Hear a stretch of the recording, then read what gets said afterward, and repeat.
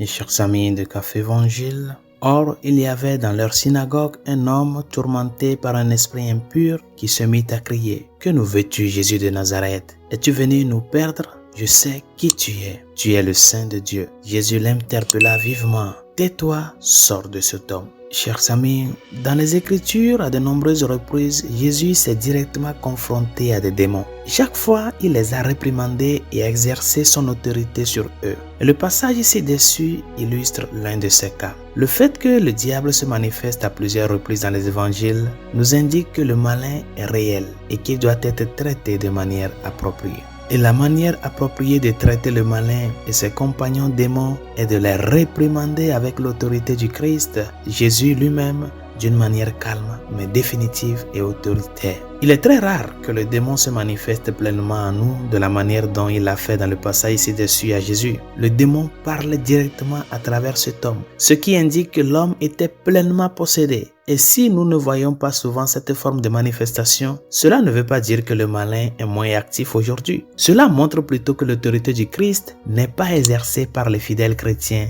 dans la mesure nécessaire pour combattre le malin. Au lieu de cela, nous nous recroquevillons souvent devant le mal et nous ne parvenons pas à défendre avec confiance et charité notre position avec le Christ. Bien chers amis, pourquoi ce démon s'est-il manifesté de manière aussi visible? Parce que ce démon a été directement confronté à l'autorité du Christ. Le diable préfère généralement rester caché et trompeur, se présentant comme un ange de lumière afin que ses méfaits ne soient pas clairement connus. Ceux qu'il contrôle ne savent souvent même pas à quel point ils sont influencés par le malin. Mais lorsque le malin est confronté à la présence pure du Christ, à la vérité de l'évangile qui nous libère et à l'autorité de Jésus, cette confrontation l'oblige souvent à réagir en manifestant son mal. Résolution de ce jour: fais un effort en ce jour de ne pas ouvrir une brèche à l'ennemi. Évite les insultes, évite l'envie, évite la jalousie, sois humble. N'ouvre pas la porte à l'ennemi d'entrer dans ta vie à travers tes paroles ni à travers tes actes. Mais plutôt, demande au Seigneur de t'aider à ce que la grâce que tu as reçue de lui, étant fils de Dieu par le baptême,